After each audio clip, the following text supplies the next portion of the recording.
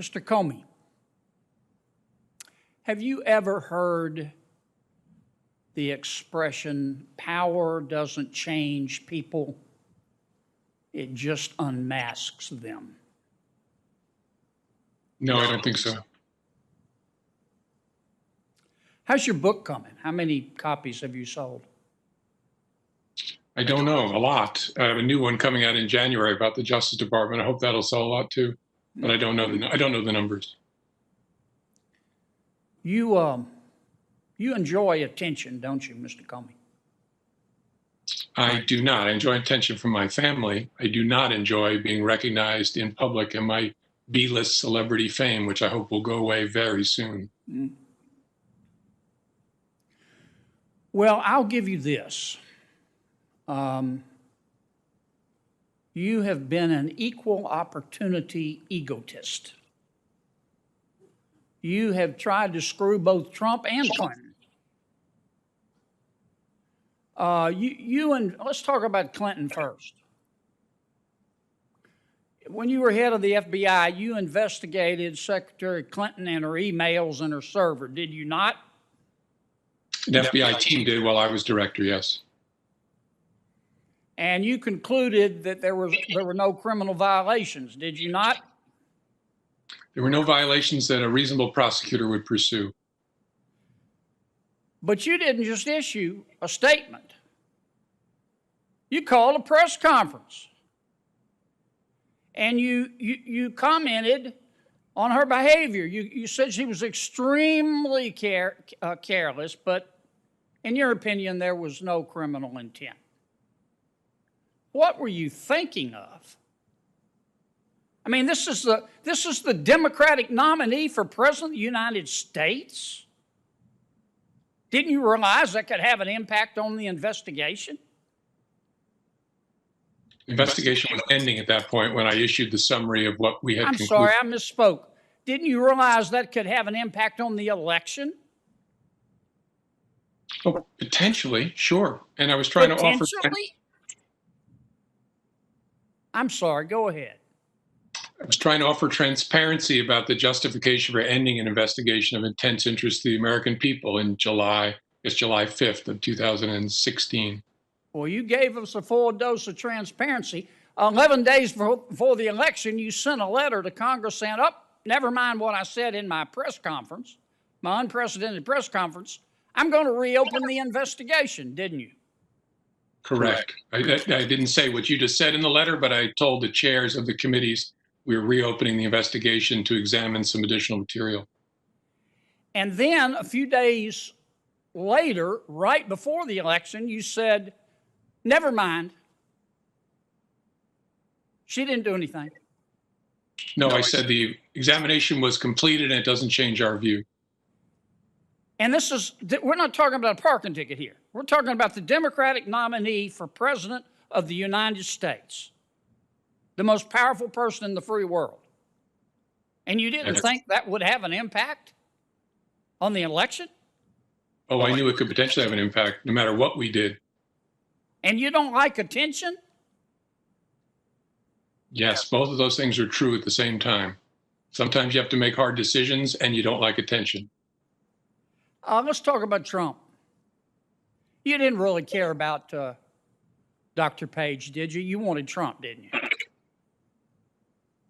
That is not accurate. Yeah. When you went and got these warrants to investigate Dr. Page, that you don't remember much about, what did that allow you to do? Could you follow him around? First, I didn't, Senator, go get any warrants. The investigative team and the lawyers from DOJ got offers. Right. Could you follow him around with the authority from FISA? No, you didn't need authority from FISA to follow someone around. This was about electronic surveillance. Oh, so you could wiretap him?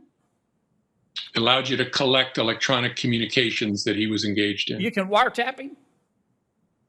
Yeah, that's the old-fashioned term, but yes, it gave you authority to collect electronic communications. Almost no one uses. Could you bug him? I don't think there was authority in the FISA application for a remote listening device. Could you open his mail? I don't think that was included either. But you don't remember? I don't. It's easy to figure out, but I don't. Sitting here, I don't know. Okay, that's fair.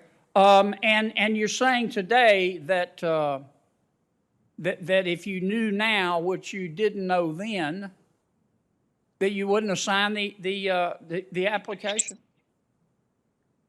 I would not have signed the narrow certification that the FBI director has to give, but more importantly, I'd want to know from the team, how are you thinking about this? Why are these things not being included? Yeah, I mean, that's what I mean, you're a smart guy. You're honors graduate, William and Mary, Chicago Law School. And you don't like attention. And I'm trying to understand that you're investigating the Republican nominee for President of the United States. Okay, No. You've already finished with the Democratic nominee. Yeah, we Now were it's not the Republican nominee, and you got a FISA warrant that was a lie, and you say, well, it wasn't. You're head of the FBI. Didn't you check? Didn't you go, hey guys, this is this is a nominee for President of the United States. Let's sit down and talk about what's your evidence. You never did that?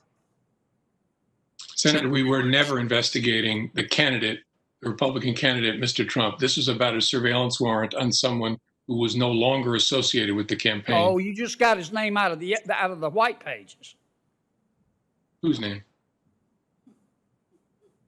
And then with General Flynn, you've wrapped up your investigation, but you decide to take one more shot. Sally Yates says you went rogue. Isn't that accurate? It is not accurate. Well, why would she say that? She sure didn't compliment you. I was sitting right here, bigger than Dallas. Listen to her. She said you went rogue. Is he asking me what she meant by that? Yeah, what do you think about that?